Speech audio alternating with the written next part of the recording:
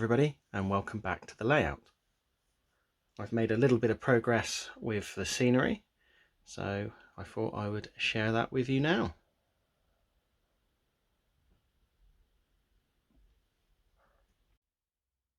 I've made a start on the back scene. Not very happy with it, in all honesty. This is a Pico plain sky back scene. Ended up getting quite a lot of glue on it, which I've not been able to remove. A few wrinkles and air bubbles that were very stubborn to get out, so not really sure if I'm going to keep it as it is or have a go at redoing it, but it is better than bare plywood. Also done a couple of DPM buildings here. These were kit bashed from the Fed Up's Freight Company kit. Just needed a few sections to add to that, and I managed to get 2 buildings out of that. It's a bit of a shame they're both the same sort of architectural style. Would have been nice if I could have got some square window versions of the wall sections just to make the 2 buildings a little bit different, but funds didn't allow. And I've also finished the Wolfers grocery distributor kit down at the end there. The other progress is starting to fill in the tracks on the wharf side, and I also put in the crane tracks as well. So to lay in the tracks on the harbour side, I'm using 2mm EVA foam. This is on a 2-metre self-adhesive roll, so I'm cutting that to shape to fit between the rails. Nice and easy to cut, nice and easy to shape, sticks itself down. Quite easy to accept paint and weathering powders and the like, so should be able to weather this up quite nice. What I've done is lay the crane tracks into the pavement, so that did require a little bit of modification. So with the craneway, I had to modify the Wolfers kit that came with some sort of street sections and craneway. Didn't really want to have to match everything up to the Wolfers cobblestones. I really wanted concrete. Probably could have filled this in with some filler maybe, but wanted the freedom of doing it how I wanted to do it rather than the way necessarily Wolfers wanted to do it. So what I ended up doing was cutting this strip with the actual crane rails off of this piece. PVA glued that to the harbour side, assembled the base of the crane to get the correct gauge, and just glued it down, left it for a day to dry, and then filled in the rest of the foam around it. So as I often do, I got carried away and then ended up building the rest of the crane, but that's another story. So along the front here, until I've actually got a dock wall installed, not really sure how I'm going to blend the surface into the dock wall. So I've left this with just 1 layer of foam that takes you up to pretty much the height of the sleepers, and then the second layer takes you up to rail height. So once I've got some harbour wall installed, I'll do this front section, but in the meantime what I've been doing is filling in everywhere else. What I do have for the harbour wall is a scale scenes kit. You print it out on your home printer, laminate it onto some card and build that up. So that is a project that's on the workbench at the moment, but that is as far as I've got with the actual harbour. And yeah, finished building the crane because it was half done, taking up space on the workbench, so I thought I would just finish it off and get it installed. So initially, when sort of thinking what I was going to put on the row at the back of the layout, I did want something automotive. I am a bit of a car guy, so I thought when I saw it going fairly cheap, local model shop, the DPM City Cab Code kit. Thought that could make a nice scene with some guys working on their cabs and doing maintenance and stuff. So I did purchase that kit, and had lofty ambitions for illuminating it and you know, making a bit of a scene with it. But it does look really out of place just at the end of a row of warehouses and the like. And like I say, I did want to make a bit of a centerpiece of it, but it just does look ridiculous on the end of the row. So what I've done is moved it to the front of the baseboard and flipped it around 90 degrees, opened the rear garage doors, and going to park some taxis up in there and have some guys working on them.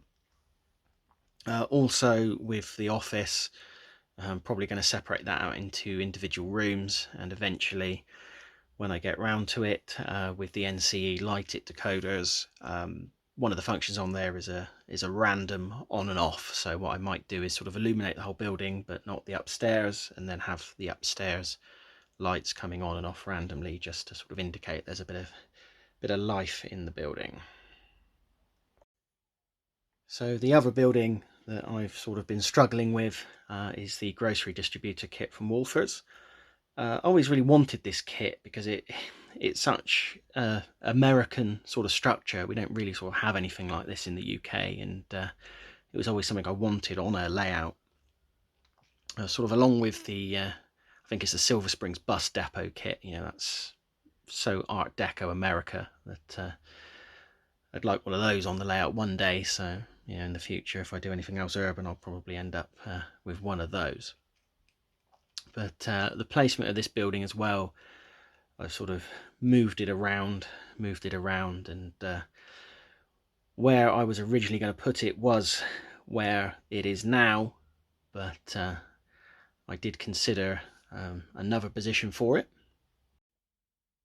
So after I built it and realised that there was a loading dock either side, I thought it might be nice to have the building rotated 90 degrees, have a loading dock against the road, and then have a loading dock coming in from the front of the layout. You know, maybe I could have had a spur track in front, you know, not connected, reefer or two there being unloaded. But with the building in that position, it puts the end very, very close to the rail, and wasn't really sure if I wanted the rails running down the middle of the street, or whether I wanted them off to one side. But looking on Google Street View of sort of downtown Brooklyn, and the way the rails run sort of straight through the middle of First Avenue, that was sort of the look that I wanted. So if this kit hadn't been quite so deep, then maybe that would have been something that I'd done, and maybe have the cab company at the other side of the street. Maybe, I don't know, but no, I think what I'll do is put it back the way I was going to have it originally. When building a layout, I always sort of think about exhibiting it if possible, and that obviously means operating the layout from the rear. When the layout's set up at home, having a fascia with switches for turnouts and the like, not really an issue. But when operating from behind, I've always preferred having DCC switch machines, so it's always in your hand, regardless of where you are on the layout.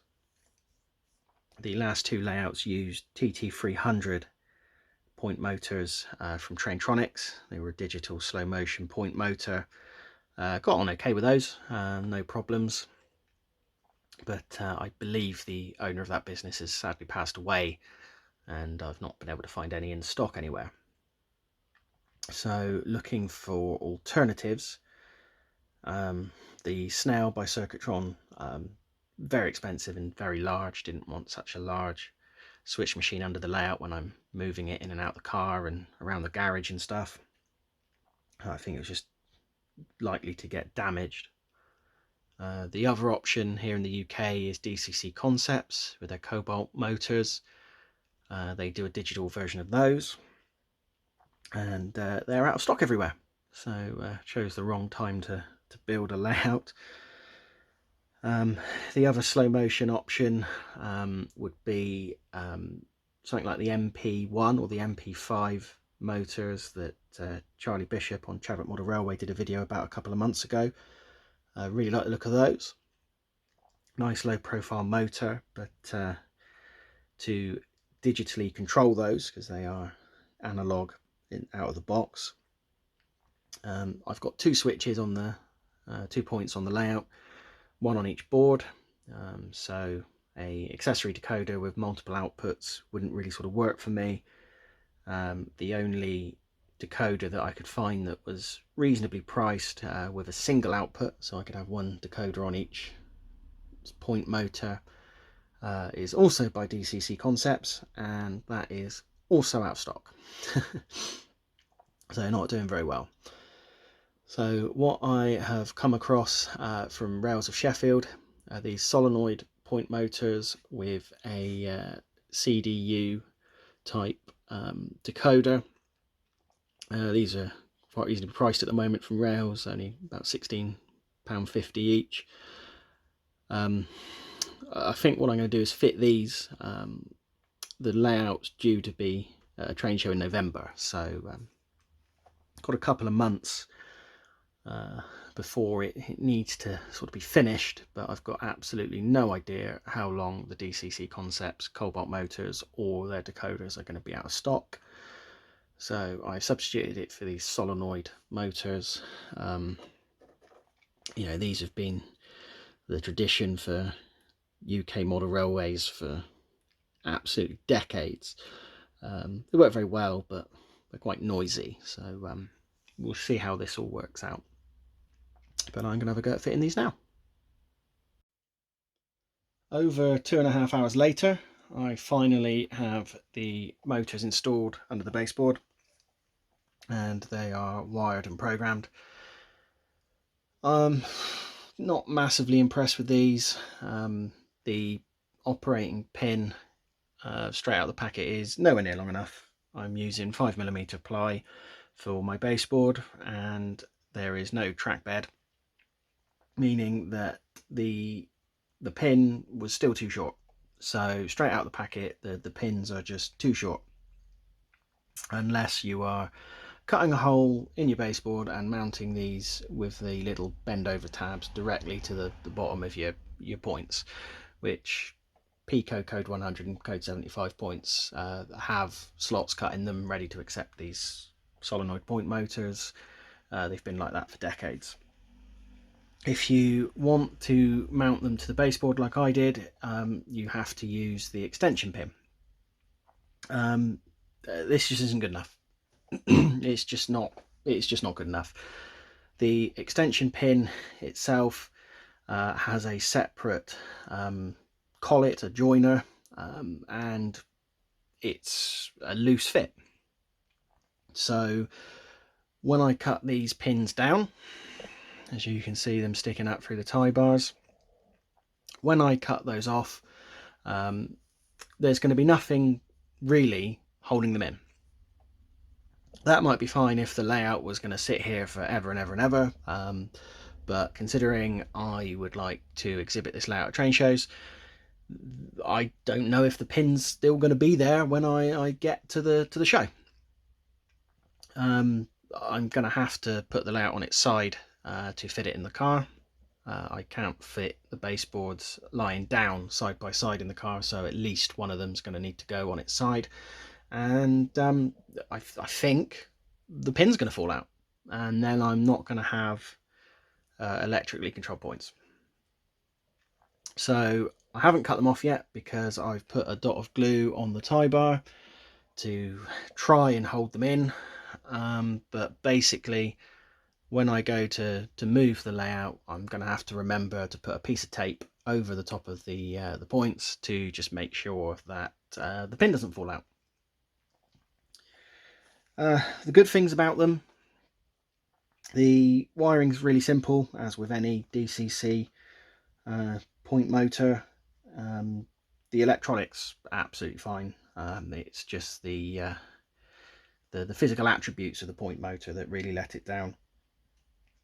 On the decoder there is a very small sliding switch which is set and run, so despite there being no instructions on DCC Concepts site or even in the Gauge Master Prodigy manual on how to program these, figured it out. Just switch the switch to set on the controller, accessory 1, and cycled it on and off, and then flicked the switch on the decoder back to run, and that seemed to set it okay. So just demonstrate them now. So accessory 1, that'll be set to route 1 at the moment, so if I press 2, that switches the switch, and back to 1 again. They're quite loud, which is what I was expecting with solenoids, which is why I wanted originally a slow motion machine, but these are just going to have to suffice for the time being, because I've got absolutely no idea when the DCC Concepts accessory decoders will be back in stock for me to fit the MP1 motors. So accessory 2,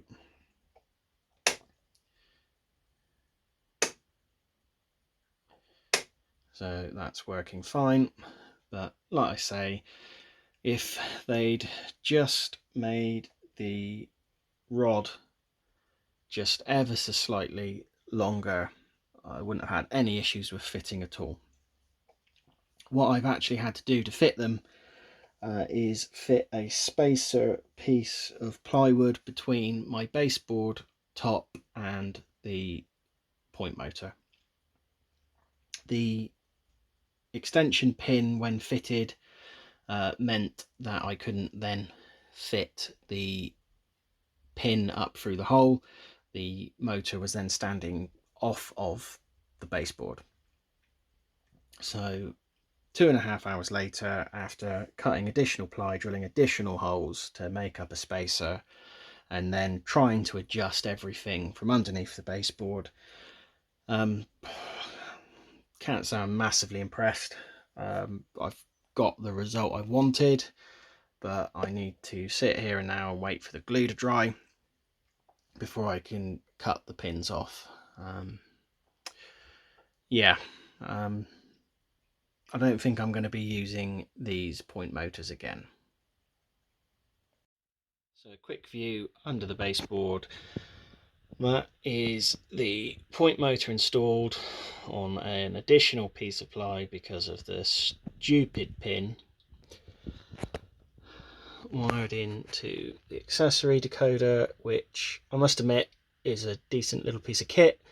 Even comes with a foam, sticky foam pad on the back, so you can stick it straight up onto the baseboard. Really like that. And then wired back into the bus. So if I hadn't had to have cut and drilled a spacer, could probably done it a lot quicker, and the setup of the motor for where it needed to be would have been a lot easier had it not been through 2 pieces of wood.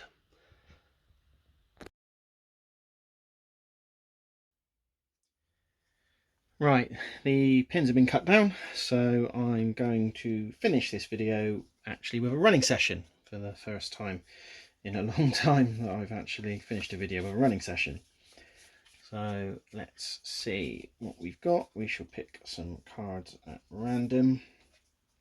So New Haven flat car with the tractors.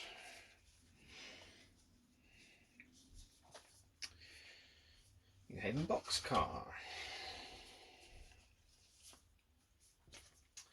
The Pacific Fruit Express Reefer. Just picking these cards at random. 7 box car and the ATSF reefer. Right, so what we don't need is the Pensy box car, the main central box car, and the card is actually for the B&O box car. I've had to substitute that out for the Erie car at the moment because I didn't actually realise the B&O car, despite being exact rail, doesn't actually have non-magnetic wheels, so it kind of kept getting stuck on the uncoupling magnets. But luckily I need to get that out of the way anyway. Right, so let's start.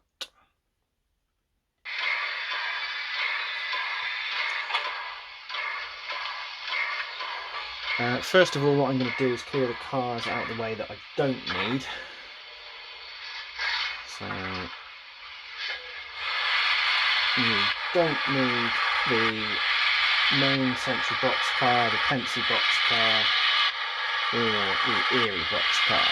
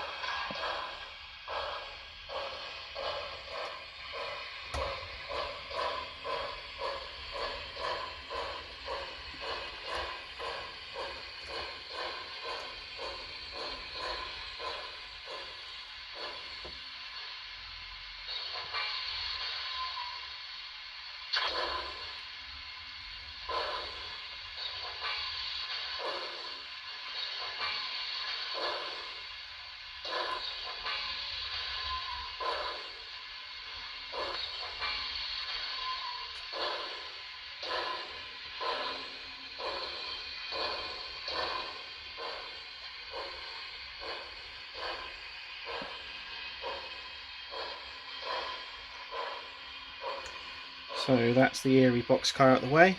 I'll go and grab the Pensy box car.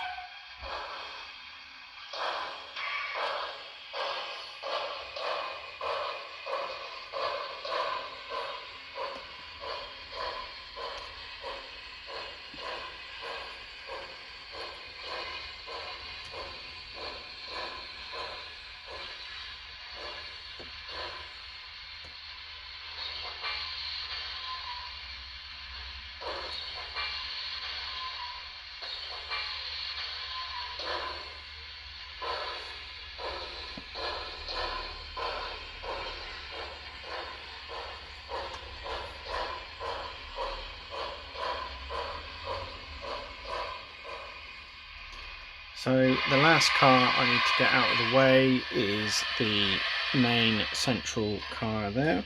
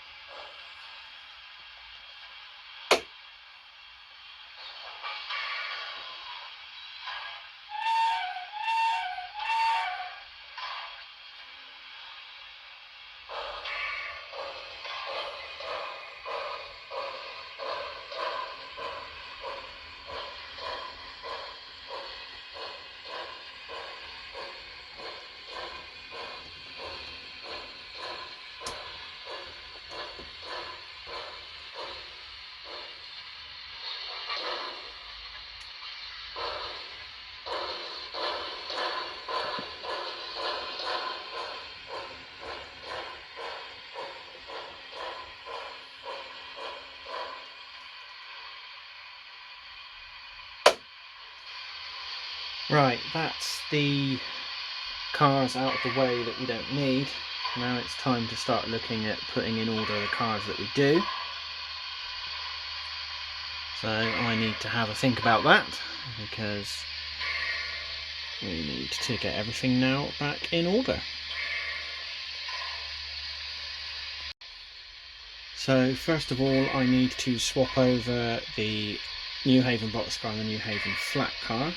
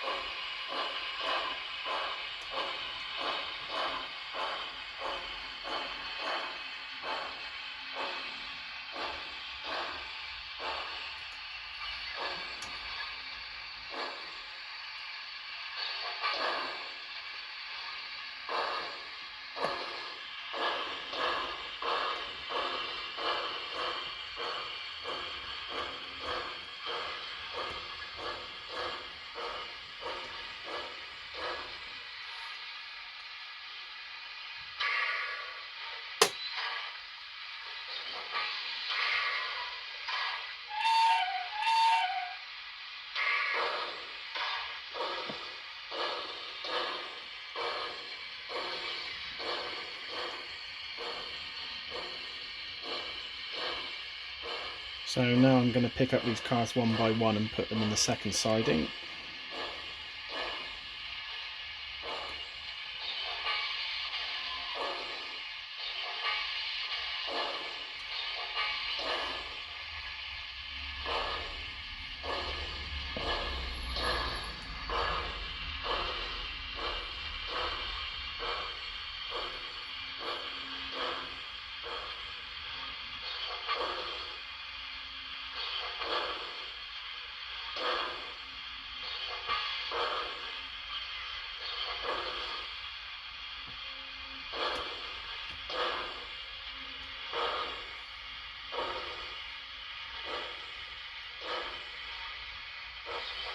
It's not uncoupled.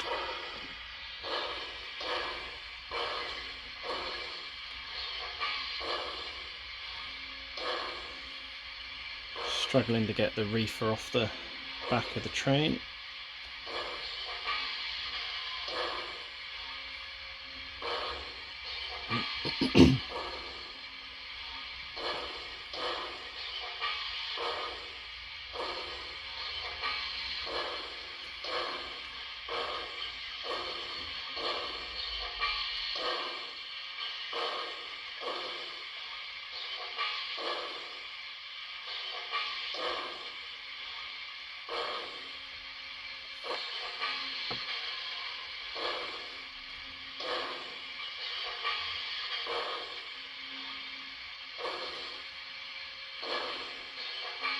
This one doesn't want to uncouple.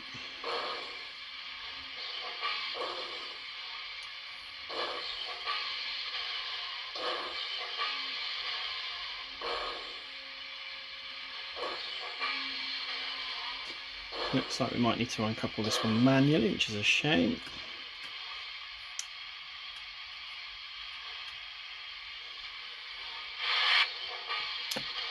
Never mind.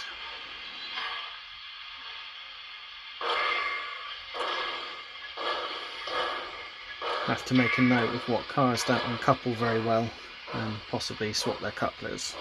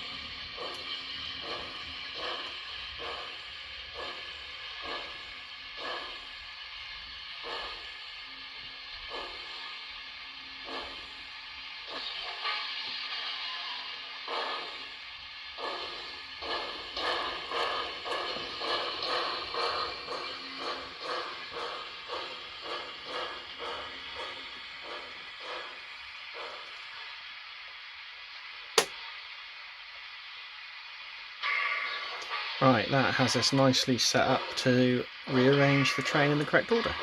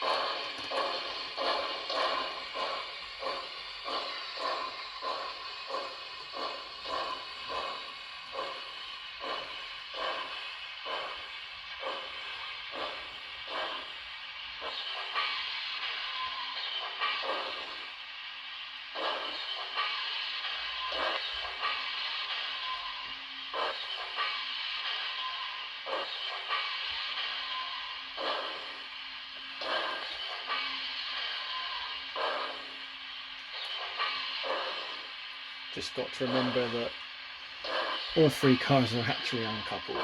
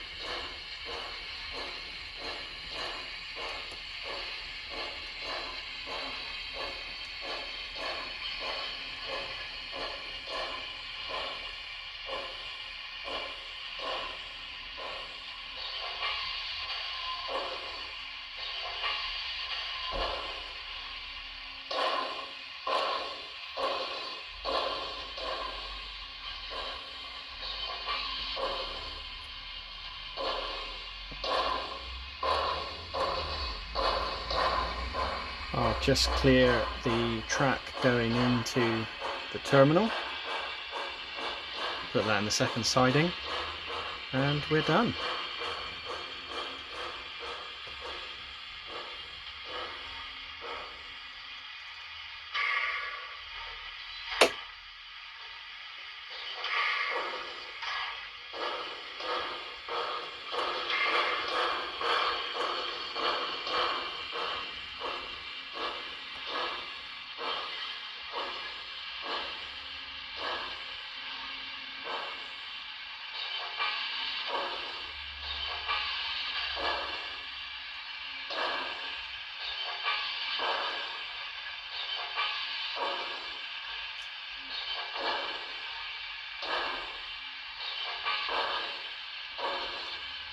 Forgot that everything was uncoupled.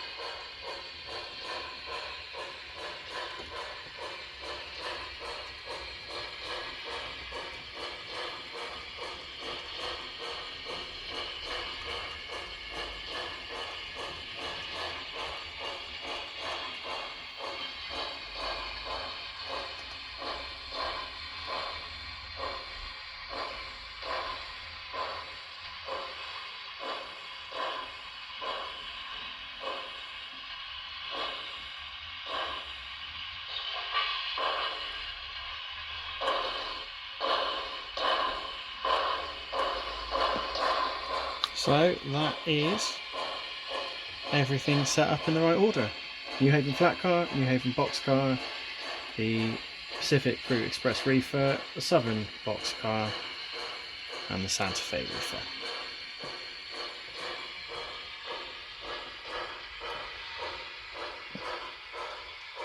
So despite some uncoupling issues, hopefully that is a satisfying end to the video compared to the frustration with the point motors. Once again, thanks for watching, and hope to see you in the next one.